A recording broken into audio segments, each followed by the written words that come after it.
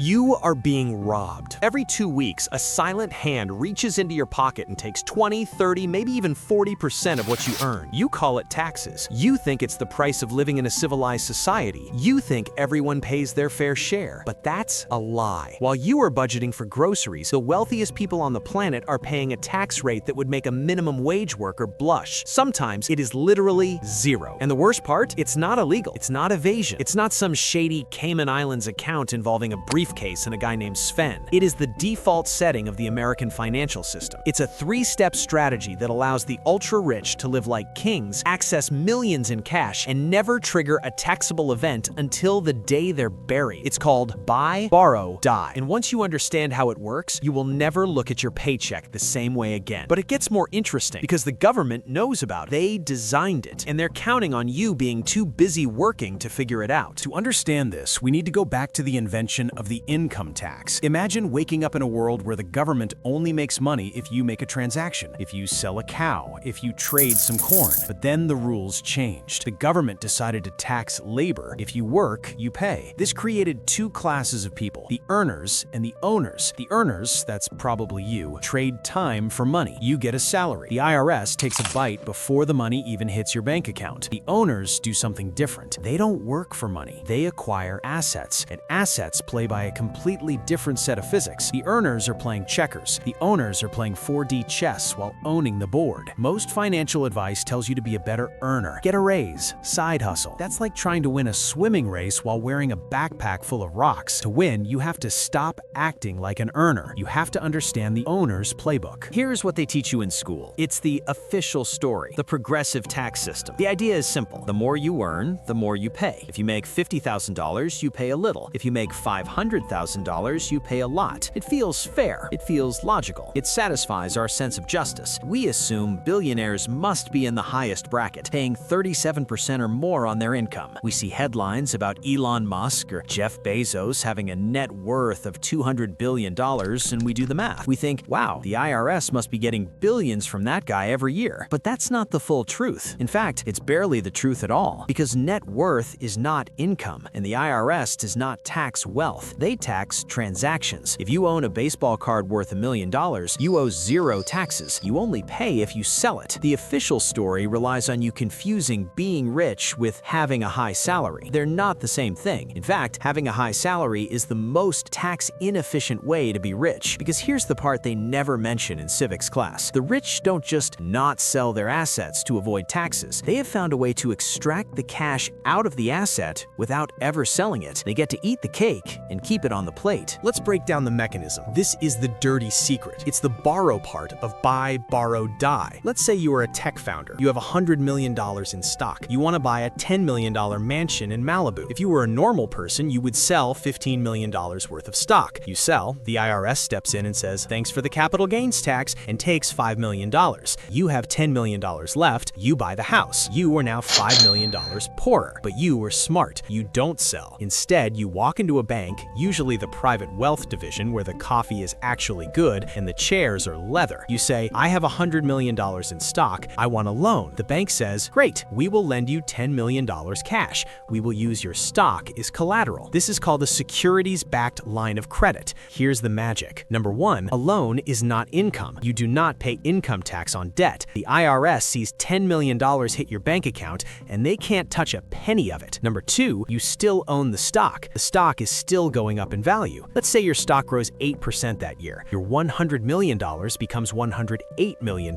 You made $8 million in growth. You spent $10 million in tax-free cash. But wait, what about the interest? This is where the game gets rigged. If you borrow money on a credit card, you pay 20%. If you get a mortgage, you pay 7%. But if you have $100 million in collateral, the bank views you as 0 risk. Your interest rate might be 1 or 2% above the benchmark. It's practically free money. Often the growth of the stock is higher than the interest on the loan. Think about that. You are getting paid to borrow money to live like a king. It is an infinite money glitch in the real world. So you buy the assets, you borrow against them to live. You repeat this for decades. Your debt pile grows, but your asset pile grows faster. You might be thinking, eventually you have to pay the bank back, right? Eventually the bill comes due. And you'd be right, but the craziest part is still coming, because there is a way to make the tax bill disappear, literally. We have arrived at the final word, die. This is the the most morbid and profitable tax loophole in existence. It is called the step-up in basis. Let's go back to your stock. You bought it for $1. It's now worth $100. If you sell it while you are alive, you owe tax on that $99 of profit. That is your capital gain. But if you die, the tax code resets. When you die, your assets pass to your heirs. But the IRS does not look at what you paid for the stock, $1. They step up the value to the price on the day you died, $100. Your heir receives the stock at a value of $100. If they sell it immediately for $100, the profit is zero. The tax is zero. That $99 of growth, that lifetime of wealth accumulation, it creates zero tax liability. And the loan, the $10 million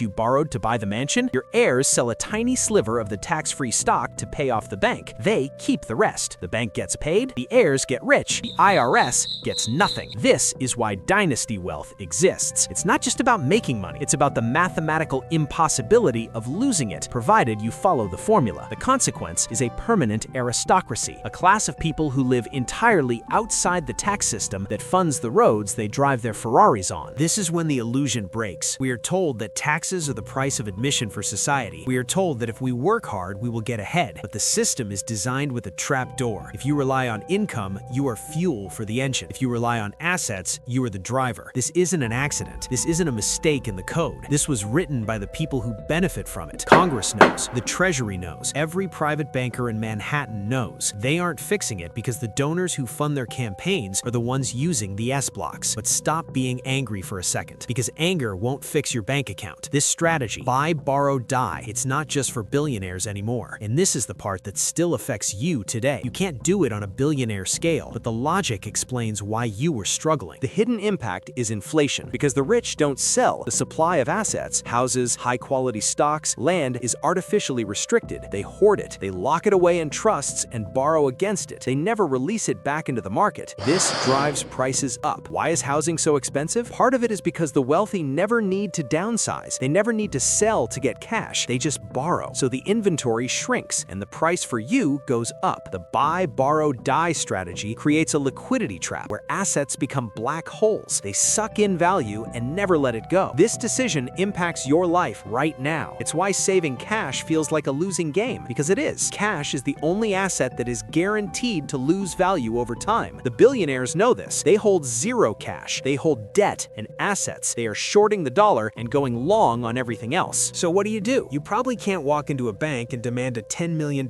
credit line today, but you can stop thinking like an earner. Lesson 1, stop prioritizing taxable income. Prioritize asset accumulation. Lesson 2, stop fearing good debt. The middle class uses debt to buy liabilities, cars, clothes, vacations, things that go down in value. The rich use debt to buy assets, things that go up. You don't need $1 billion to change your mindset. You need to understand that the game is played on two different boards. One board is for people who work for money. The other is for people who make money work for them. The gate between them isn't locked. It's just heavy. The question isn't, is this fair? The question is, what are you going to do now that you know the rules? Because the IRS is waiting for your next paycheck, but the bank is waiting for your next asset. Choose wisely.